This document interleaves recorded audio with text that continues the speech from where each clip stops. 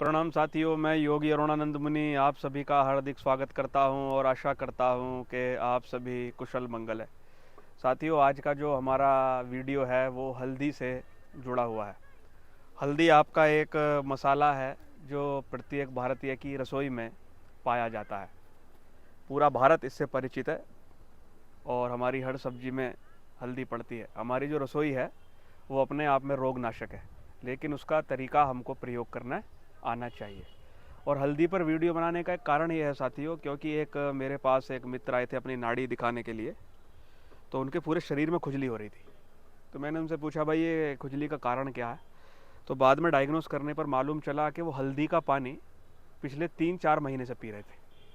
तो मैंने उनसे पूछा, भाई हल्दी का पानी किसने बता दिया पीने को? बोले साहब एक यूट्यूब पर वीडियो आया, वो देख लिया तो हल्दी का पानी पीना शुरू कर दिया।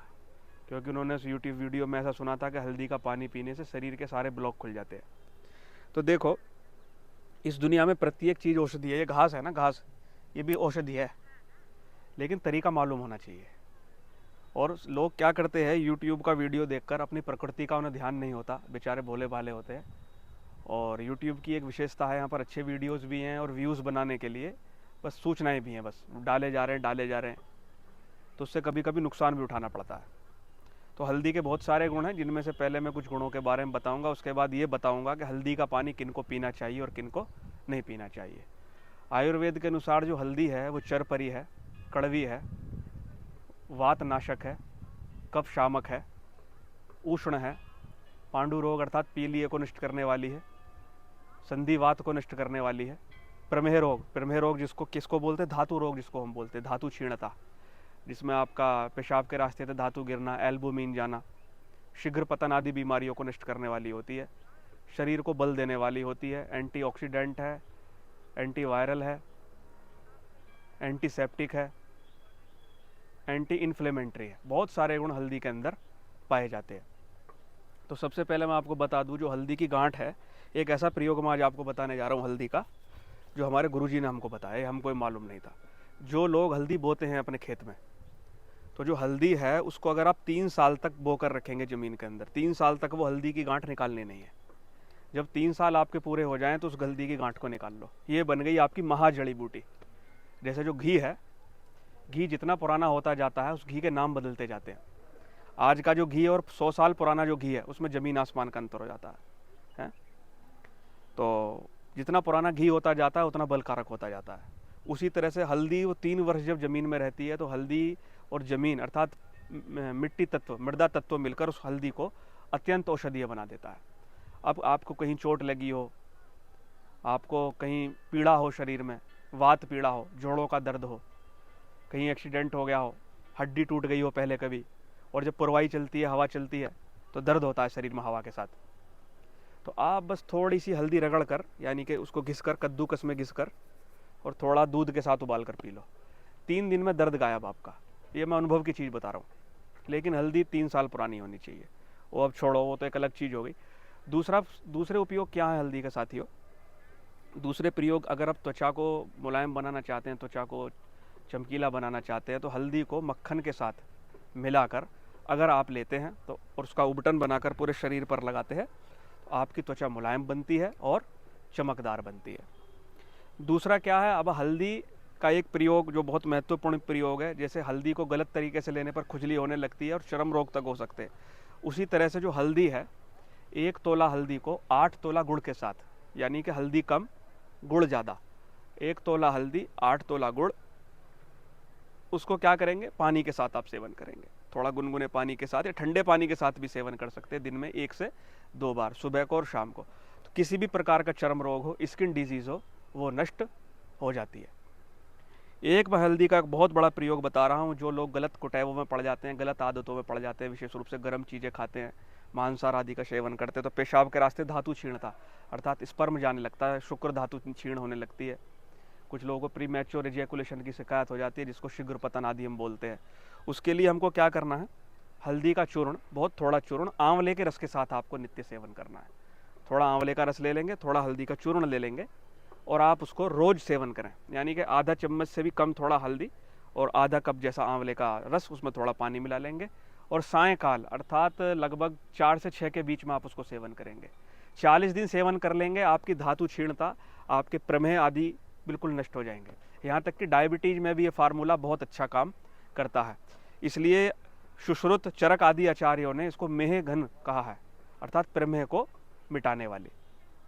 एक बहुत बढ़िया प्रयोग मैं आपको बताऊंगा। अभी सर्दी का मौसम चल रहा है, कुछ लोगों को जुकाम हो जाता है, जाड़ा हो जाता है, तो क्या करना है आपको, सर्दी लग जाती है, जो सर्दी में कुछ लोगों को जोड़ों में दर्द होता है, तो दूध में थोड़ा सा हल्दी का पाउडर उबाल कर अगर आप पी लेंगे कुछ दिन तक, तो आपकी जोड़ों का दर्द बिल्कुल नष्ट हो जाएगा।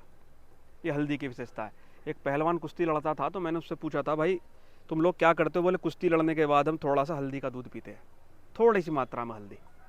लेकिन आप तो कुश्ती लड़ते नहीं हो, तो आपको विशेष रूप से गर्मी के मौसम में इसका सेवन मत करना, क्योंकि उष्ण प्रकृति की है। लेकिन अगर आपको ताज़ा ताज़ा जुकाम हुआ हो और हल्दी की गांठ बाजार में मिल जाती हैं, हल्दी की गांठ का आपको धुआं बनाना है, अर्थात उसको जलाना है, उसका स्मोक बनाना है। स्मोक माने धुआं, जैसे सिगरेट में से धुआं निकलता, नाक के पास ले जाकर उसको थोड़ा थोड़ा सूंघना, तो जो कफ है वो पिघल कर पतला होकर नाक के रास्ते से बह जाएगा, तो आपका जुकाम भी दूर हो जाएगा। कुछ लोगों को खींच आती है, इसको हम फीट बोलते हैं या मिर्गी का रोग बोलते हैं। लोग बेहोश होकर गिर जाते हैं, नर्वस सिस्टम का डिसऑर्डर है, बेहोश हो जाते हैं, तो उनको बेहोशी से बाहर निकालने के लिए भी हल्दी का जो धुआं है, स्मोक है, बहुत अच्छा काम करता है। कैंसर रोग का मैं इसमें आपको एक बताऊंगा। एक साधु मिले थे हमको, राम नामी साधु, सूरत के अंदर, और उनको कैंसर हो गया था मुंह के अंदर। और वो जो महाराष्ट्र में रहते थे, शिवाजी महाराज के किले के ऊपर, मुलेर किले के ऊपर, मुलेर किले के ऊपर एक साधु रहते हैं महाराष्ट्र में, नासिक के पास। तो वहाँ पर वो सेवा करते थे। जब उनको मुंह में कैंसर हो गया तो उनसे पूछा कि बाबा कैंसर हो गया। दूसरे साधु ने उनको बताया, थोड़ा सा गौमूत्र देसी गाय का, थोड़ा गुड़ और थोड़ी हल्दी में उसको धीमी आंच पर गर्म करना है, और जो गौमूत्र जब जलते जलते आधा रह जाए उसका सेवन करना है। तो उन्होंने बताया था कि ये आपका कैंसर वायरस ना सके। उन स्वामी जी ने 8 महीने उसका सेवन किया था, मैंने अपनी आंख से देखा था, उनका कैंसर नष्ट हो गया था। और जिनको चर्म रोग आदि हो जाते हैं, जैसा मैंने पहले बताया था आपको, जिनको ज़्यादा दिक्कत है, वो पानी के स्थान पर गौमूत्र के साथ सेवन करेंगे। थोड़ा गुड़, उससे थोड़ी हल्दी और थोड़ा गौमूत्र, उससे आपका पूरा चर्म रोग निकल जाएगा। और कैंसर में अर्बुद रोग, इसको अर्बुद रोग बोलते हैं, जो कैंसर की गांठें हो जाती है, उसको पकाने में भी हल्दी को बहुत अच्छा उपयोग होता है। आप जो हल्दी को लेंगे और हल्दी को पाउडर कर लेंगे जलाकर, हल्दी की गांठ को जलाकर पाउडर कर लेंगे, और उस पाउडर को अगर आप बांधेंगे, पुलटिस की तरह बांधेंगे, थोड़ा लेप करेंगे, तो गांठ जो फट जाएगी, वो ऑपरेशन करने की ज़रूरत नहीं पड़ेगी। तो ये हल्दी का गुण है। और साथियों, अब लोग क्या करते हैं, हल्दी का पानी पी रहे हैं, तो देखो जिनकी पित्त प्रकृति है, जिनका ऑलरेडी फायर बहुत ज़्यादा है शरीर के अंदर, वो लोग जब इसका सेवन करना शुरू करते हैं, 2-3 महीने बाद शरीर में खुजली शुरू हो जाती है, क्योंकि हल्दी गर्म है। और आप तो खाने में हल्दी खा ही रहे हैं ना, तो अलग से विशेष रूप से हल्दी लेने की ज़रूरत नहीं। हाँ, आपको कफ ज़्यादा बढ़ा हुआ है, या सर्दी के मौसम में आप इस हल्दी वाले पानी को, हल्दी में थोड़ा पानी उबाला और उस पानी को पी रहे, तो एक अलग चीज़ है। अभी मैं ऋषिकेश में हूँ, यहाँ बहुत ठंडी है, इसके ऊपर हिमालय में जाऊँगा, वहाँ में इस पानी का सेवन करूँ तो मुझे कोई दिक्कत नहीं है। लेकिन जहाँ का टेम्परेचर ही 35 डिग्री है, 40 डिग्री है, ऊपर से पित्त बढ़ा हुआ है, उस पानी को पियेंगे तो आपको दिक्कत होगी।